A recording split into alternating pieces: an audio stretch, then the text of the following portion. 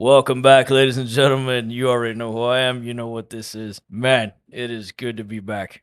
Since we last spoke, I had finished about a 2 year long course for work, moving across the country, one of the busiest jobs I've ever had, and working on not complaining. Just wanted to put things in perspective. Now, some of those things have worked out and I've moved on gratefully, thankfully. One of the biggest things I'm most excited about is to reintroduce our newest member of the B&B team. Welcome back, Pastor Joel, our new co-host. Welcome to the show, brother. Thanks, Mo. Appreciate it. Happy to be Yeah, here man. and happy to be co-hosting. So excited about this. It's one of those things that sometimes you just kind of find something awesome on accident or you stumble across something on accident. And this is definitely one of those situations where we just kind of Yes. stumbled across like, oh, this actually might work. It's like all the great inventions. You try something and then it works out really well and there's great feedback. So I'm so glad to be part of this. I've loved this podcast since the beginning and I'm happy to be part of it, honestly. And I'm stoked for you to be here. Yeah. So, anyways, let's get after it, right? You guys didn't come here to talk about myself. All right. So today I want to talk about the one thing that is ingrained in American society that makes you successful, and that is not being an immigrant. No, I'm just kidding. It's work ethic, right? Americans are notorious for our work ethic. So, like, Joe, I was stationed in Europe for a few years, and I worked with some of the NATO countries. And I can tell you, all of the other 28 nations look at us like we're crazy. They literally tell us Americans live to work, we work to live. That was a direct quote from a soldier in the Italian army. Very high ranking soldier told me that one day. What are some of the Americans, differences?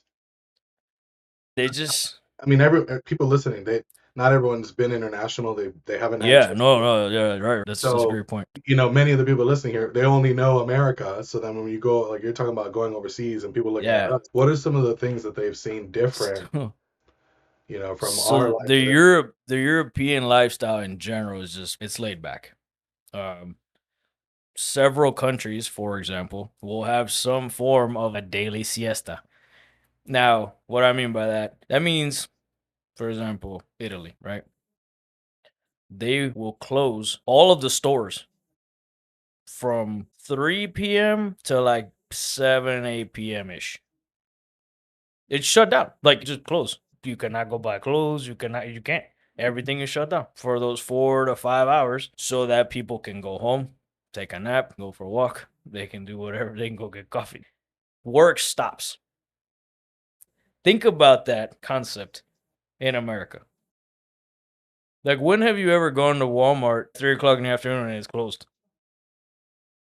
But over there, that's very common. That's just a common practice. and we grew up in the era of 24-hour Walmart, 24-hour Yeah, Walmart. golden age Actually, where you could go nothing ride the closed. It bicycles. just didn't You could close. ride the bicycles at 2 o'clock in the morning around the store. Yeah, so that same attitude they carry it over.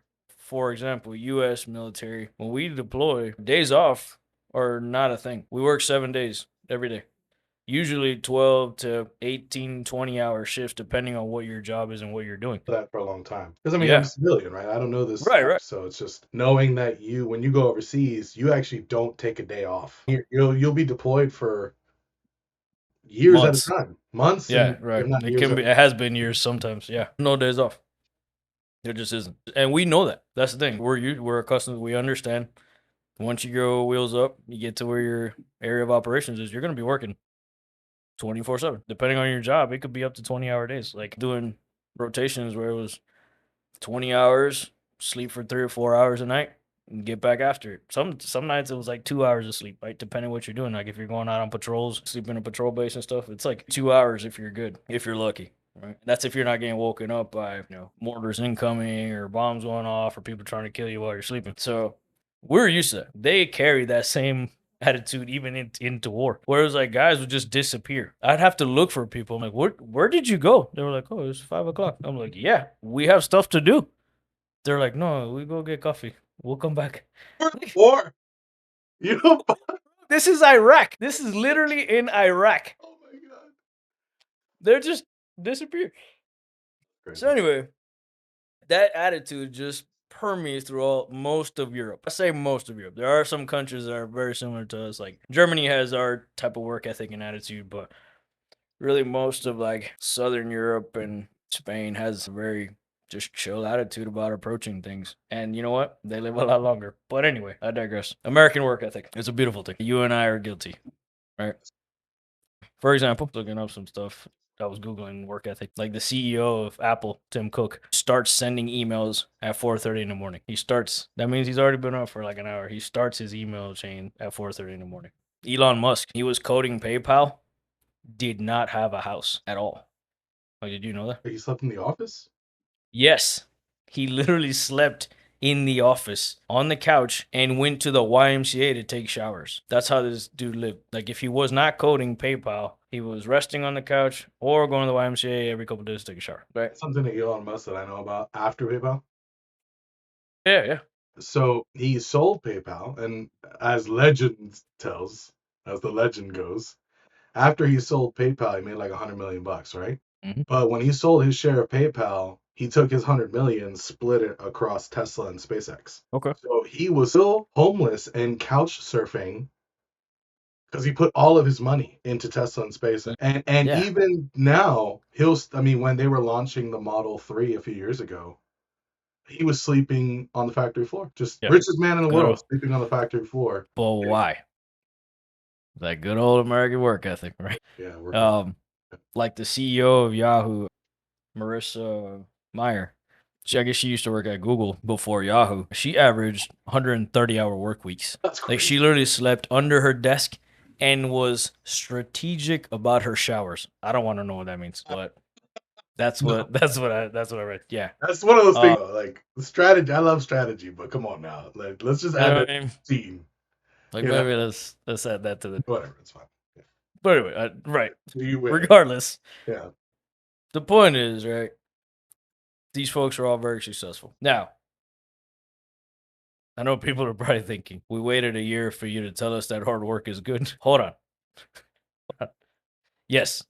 Like you, I mean, even me and you, right? Like we're always grinding, like it's 11:40 on the East Coast right now and you're doing a podcast. Like,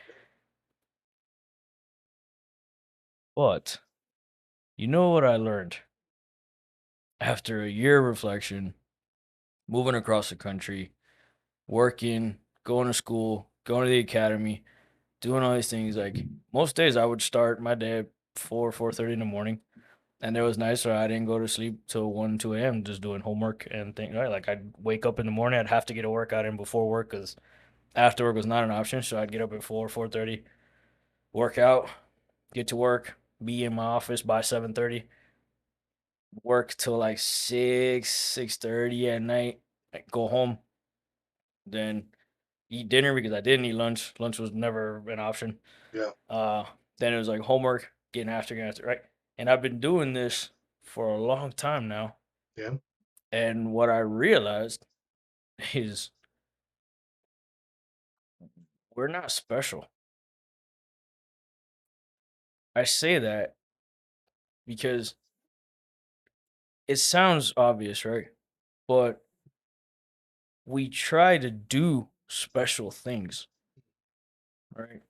We're taught from a very early age, especially in this country, work, work, work, right? Work, work, work. Like Yeah. we invented the energy drink so that we could have more energy throughout the day and sleep less and get after, right? Like we created Monster, we created Red Bull. Like this is that's the Out of culture. necessity. Out of necessity. By the way, another thing in Europe, you have to be 18 or older to purchase an energy drink in most countries. Not here, bro.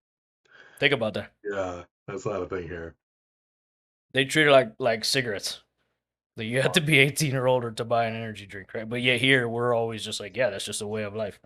Yeah, that's what. Like we work, work, work, work, work to get more stuff, right? To make more money, to buy more things, to get the bigger house, to get the nicer car, to be Yeah. more successful, right? Yeah. But where does that come from? Hmm.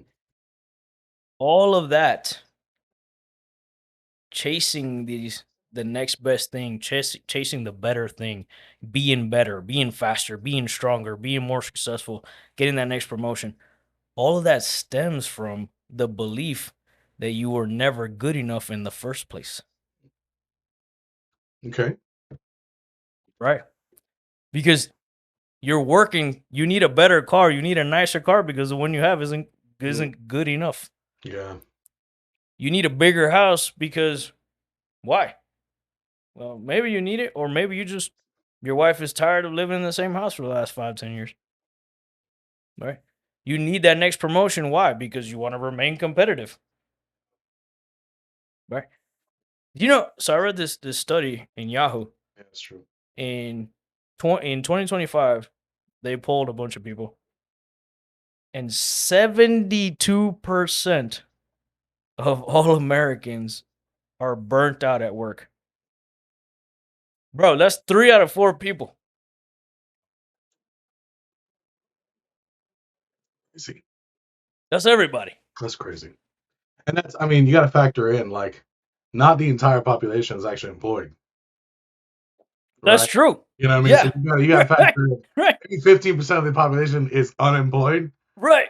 So then that So slice what is of that? people working that are actually happy is even smaller. It's even smaller. Yeah, Yeah. yeah, yeah. That's crazy.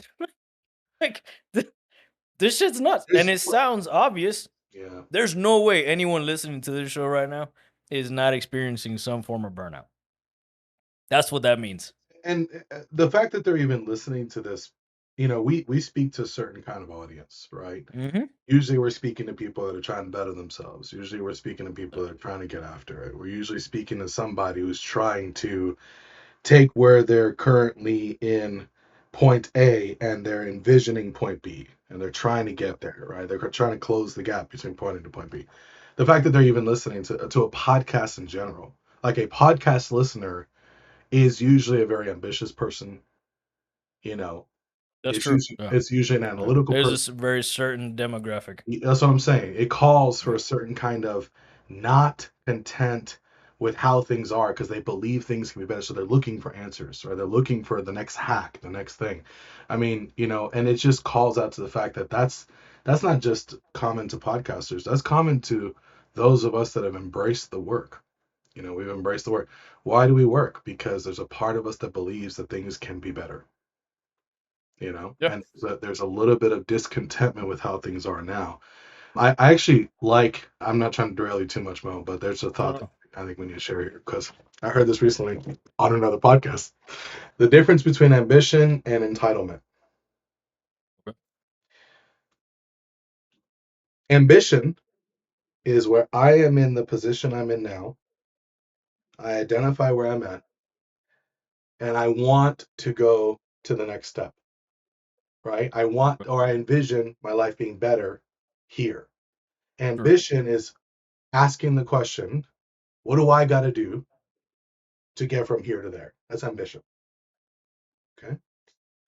Entitlement sees the same thing. They see where they're at right now, or entitlement is a person that sees where they're in their position.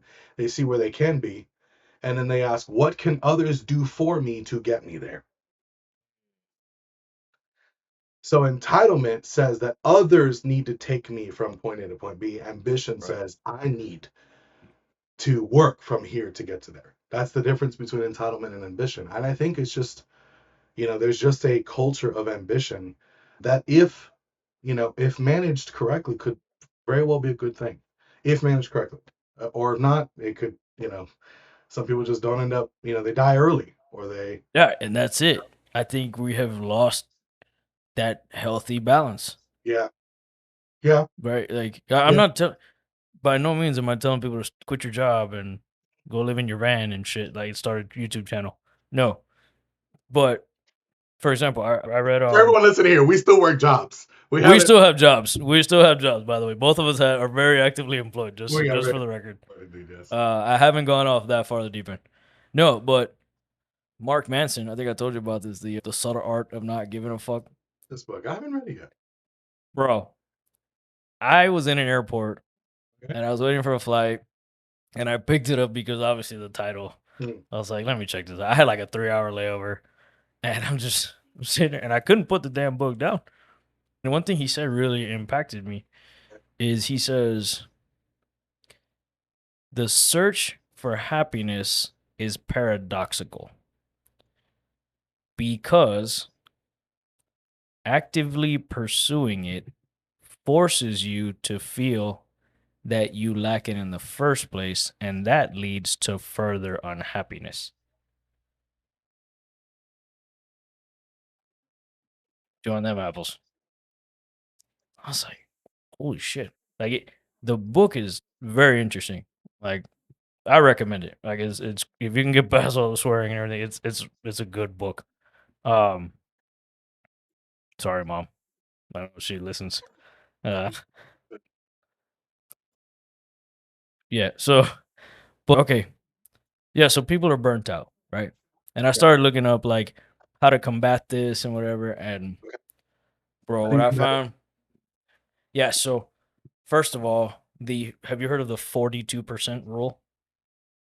Uh, Apparently, the 42% rule states that 42% of your day should be spent in recovery. ooh. Yeah, I'm like, good luck. Who the fuck has All right, 42? hold on. Almost half of your day should Okay. be sleeping Who's and giving this resting. advice And though? Is this person financially well off? Like, bro, are they this homeless? is more than one psychologist. I All had to right. look this shit Okay. up on I've never three heard of different this rule before. websites Never heard of this rule. because I'm like, there's no way these people are high. Yeah, that's what they said. Okay. Like, sure, yeah, I would love to spend 8 hours a day just doing nothing. Yeah. Probably not realistic for us, right? So then I started digging down the hole. I'm like, well, where does this come from in the first place? Hmm. Right? Like, where are we so burnt out? Why are we so overworked? Why are we so anxious? Right? And I found out that your brain on an average day is approximately capable of about 35,000 decisions a day, right? Now that sounds like a lot, but when you realize apparently in that same study, on average, people spend about 225 of those decisions on just what to eat every day. I'd say a good 500 for me, just an even I 500. mean, let's just round it up, right? Let's For just, you, that's probably let's that's talk a round solid figures 500, here, right? just 500 easy. You know what I mean? So yeah. it's like, wow, okay. So really, you take about 300 of those already gone. Oh, guess what? Those are Another brain calories. yes, That's energy spent. That's exactly. That's energy what it is. spended. Okay. Yes. Yeah. Okay.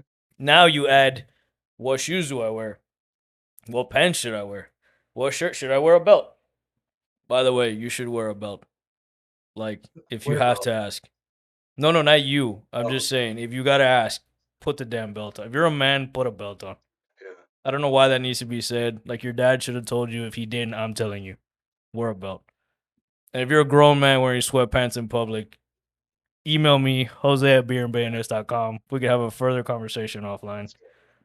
Anyhow, I get back to it. Yeah, so when you realize those decisions go really, really quickly. Now, bro, you've probably spent, 1,000 of those decisions already before you ever got to work, right? This is why your brain, huh? Burning energy. Yeah. And now you get there and the real problems start. The real calculus starts, right? Because your boss is giving you a project that you weren't expecting today. You had a schedule in mind. You're like, okay, I got to get these emails done. I got to make these calls. I got to reach out to these people. I got to get this done. Now they threw three more things on your plate. Now you're going into overdrive, right? And that's really, like you said, is burning these brain calories. And we're going into the red almost on a daily basis. So that's where that all stems from. Now, now that everybody's depressed and probably wanting to quit their job, how do we fix this? Well, Well, S- Steve Jobs, Elon Musk, Marissa Meyer, all these people that we talked about, they all understood those they need to mainstream as much as they possibly can every day. What do I mean by that? Steve Jobs wore the same black shirt and khakis and sneakers every day. Not the same one, same style. Because he understood that was brain power taken away from other decisions that he needed to make. Right? right. Elon Musk didn't mess with a house because he knew, as trivial as that sounds, like you're like, oh, you have to have a house. No, you don't, obviously. Yeah. right? He proved it. The guy's Yeah. a multi-millionaire without a house. Why? Because Billionaire. that's Billionaire with a B. billionaire, correct, with a B. Hmm. Why? Why? Because now you don't have to worry about maintenance. You don't have to worry about taxes. You don't have to worry about gardening. You don't have to worry about the pool. You know, those are all calories that he doesn't have to expend, right? So how do we translate that to me, my, and your level, right? Hey, meal prep. Eat the same lunch every day. I do. That's what I started doing. I started doing this weeks ago, and it's been great. Sunday, I buy 3 pounds of ground beef and 2 pounds of frozen vegetables. I cook them up, and I make my 5 meals for the week. I eat the exact same thing every lunch. That's one decision I don't have to worry about because I'm gonna be honest, man. This job that I'm in right now, it can be stressful. We're managing without getting into details. We have about 11,000 people that we're responsible for, right? On every single day around the world in different time zones in different countries on different continents, right? And I'm the operations manager, so it can get a little challenging and it can get a little stressful. So I was like, how do I fix this, right? Um, and really, it boils down to routines. Get as much as mainstream routine in your life as you can. That's not sexy. That's not exciting, but that's how we do it, right? When you're on autopilot, when you already know what time you have to wake up and what your morning routine looks like, that's a Yeah. decision you didn't have to make. All right. Yeah. Eat the same breakfast every day. Yeah. You can eat the same breakfast every day, Monday through Friday. You Yeah. want to spice it up, do it on Saturday, Sure. right? Yeah. Eat the same breakfast every month, and it'll probably save you calories, right? Like everyone's always trying to lose weight and get better, fitter, faster, right? Eat the same breakfast, eat the same lunch, right? Have a couple of meals prep for dinner, right? Or meal ideas at least for dinner. Every Tuesday, Taco Tuesday here. You know what I mean? We live in Arizona, bro. This is like North Mexico. Like, so that's one example, right? But the more you can mainstream and make these remove the need to make these decisions every day, the easier it's gonna get. Because you can save those calories like anything else, you save those calories for the big decisions that you do have to make that you weren't planning on that life throws at you. Now, by the end of the day, like a diet, you can have extra calories, right? And you can actually go to bed feeling semi sane. Yeah. Yeah. I heard a quote recently at church that I love, and I will say it over and over again. Genius has the fewest moving parts.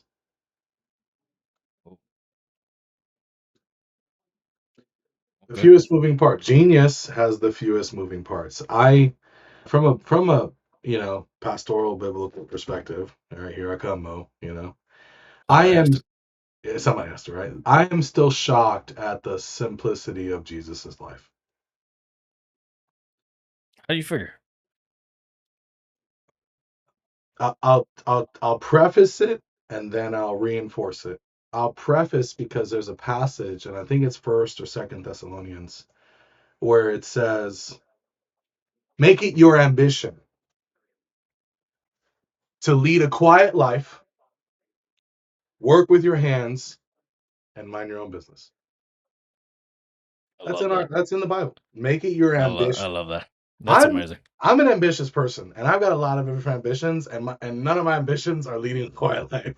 But it's like make it your if you're going to be ambitious about something, make it your ambition to lead a quiet life, work with your hands, and mind your own business. And the Apostle Paul taught that. It's in one of his epistles. And so you take that kind of concept, and then you look at the life of Jesus. What was Jesus doing at 23?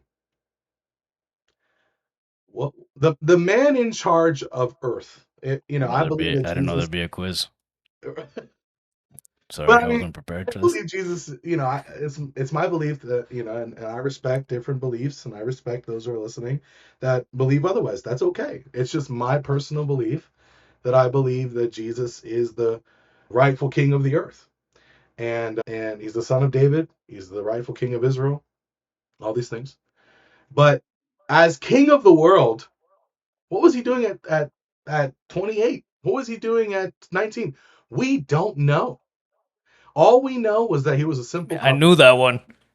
We I should have gone with my answer. That's what I was gonna say. That's we don't exactly what I was know. gonna We say. don't know because maybe he was actually just trying to live a simple life, right? Because maybe he knew what was coming, and maybe he knew that there's going to be about 3.5 years, and at the end, there's going to be a cross at the end of that, where I'm going to have to be really fresh and prepared for that. So I think even in the life of Jesus, we can see so much of that time was spent living in the simple, living in the routine. It's like, you know, shouldn't God on earth have a more exciting life?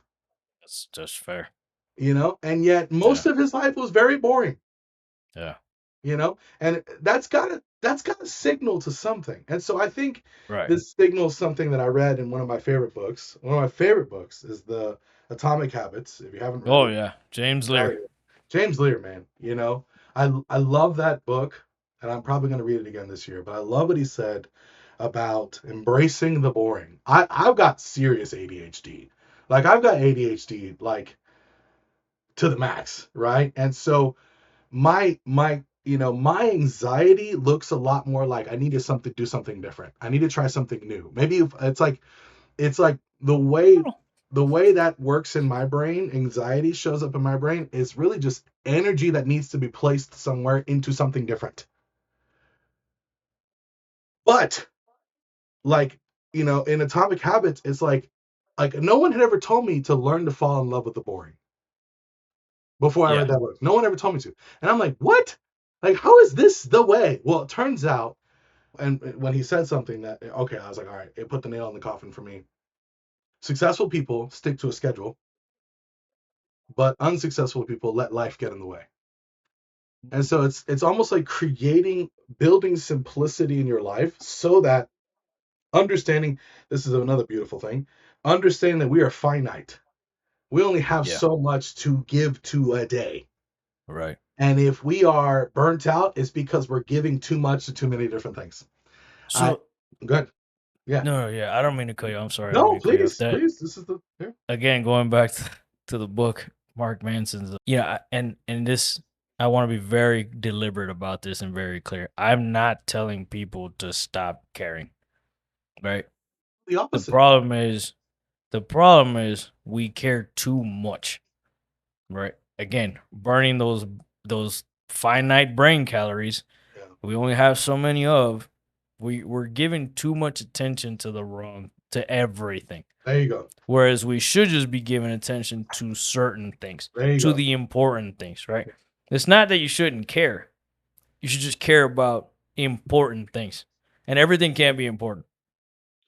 Right? If everything's a priority, nothing's a priority. But like you said, right, embracing the boring is one of the ways to do that. Because you're absolutely right. No one talks about that. You know why? Because that's bad for business. We Doesn't are a sell. social Yeah. media Doesn't sell. heavy. Yeah, we're driven by ads. Like these little things that we carry in our pocket all day long are telling us what to buy, where to go, what to eat, what to drink, what to look like. It's bad for business to tell someone, "Hey, make simple food, work with your hands, live a simple life, mind your fucking business." That's not good for business, Good right? for the heart. Was that? It's good for the heart. That's absolutely right. That I mean that emotionally and physically. and physically, yeah, I am a product of that. Yeah. I think we both. I Yeah, man. I had a close call a couple years ago where, you know, not to get too much about me, but I ended up in the hospital and my heart rate was through the roof, like EKG off the charts. And they're like, literally, the doctor told me you shouldn't be here. I'm like, great, thanks. I know that. So where do we go from here? He's Yeah, like, it's look, not it's not like you're. you're super overweight or That's what he said. Yeah, he's like, you're a you know, young, healthy, fit male. yeah. You should not be here. I'm like, yeah, got it, doc. Okay, so what now? He was like, is your job stressful? And at the time, it was. was quite stressful. He's like, "Yeah, don't do that." I'm like, "Oh, cool, thank you." At the time, I was working for the White House, so stress, just don't stress is a little, on the spectrum. Not on But the table per se. right, right. Yeah. But I found myself falling into that trap, right? Like just worrying about everything, stressing about everything. Everything cannot be a priority. You have to figure out what to give your energy, what deserves your time and energy, and not everything does. Like Yeah. the power of saying no Yeah. is vastly underestimated. Dude, tell me more about that. This is so important. So I So important. something I've had to embrace Yeah. and learn the hard way is no. Like Mm. just think about your average day at the office. How often do you say no? Not enough. We don't like to say no. It's easier to say yes and just take it all in Yeah. and take the weight on your shoulder more than we're supposed to, right? I'm not telling you guys to go be shitty employees and don't listen to your boss and don't do your job, don't accomplish the mission. That's not what I'm saying. But understand if you're dead from a heart attack, you can't do your job, Yep. right? You have to learn to say no. And you got to practice it. Like it is a skill. It absolutely is a skill. But it's one that once you finally figure out will change your life dramatically. Because if you don't, you're going to die on the hamster wheel. Yeah. Bottom line. Point blank. And I think this is why in the Bible it says, without vision, my people perish. Mm. A It's vision weird. It's like God knew what he was talking is about. almost That's like weird. smart or something. Weird. A vision for your life dictates your priorities. So if you don't have a vision of what you want your life to look like, you have no idea what to say yes or what to say no to. So without a vision, you will have no way to make decisions for yourself that are either in line with a vision or not. And Right. so this is why it's so important for anyone who's listening. You got to get a vision for your life. And be listen, let 100%. your friends make fun of you. Most of your friends are not going to be successful. So let them make fun of you. Bro, Right? you will never, no one doing better than you will ever make fun of you for trying. Never. Never. Never. It's only the people that want, because misery loves company. So they got to Yeah, keep that's what it people is. up. Right. Yeah. Write down a vision, you guys. It says in the scripture, take the vision and make it plain. Write it on tablets. Back then they used tablets, and make it plain. And so if you take a vision about what you want your life to look like in the next 5 years, this is why it's such an important interview question, because vision breeds ambition, but it also breeds healthy boundaries. Like, because then you gotta create some principles around, if I'm gonna actually make this thing a reality, I gotta learn to say no to some stuff because I can't say yes to everything. Exactly. But if you don't have a direction by which your life is going, you'll never know what to say no to, That's right? true. That's true. And I like for me, I figured the amount of brain power it takes to live a simple life, like to simplify things. Don't underestimate it. It is hard work, Yeah. right? It is not easy. It's not an easy process. But I broke it down to three things for me. And it was faith, family, fitness. That was it. Like for me, those were my And things. can you say that again? Say it for those I'm who ain't serious. Like, listening. Those who bro, tuned in.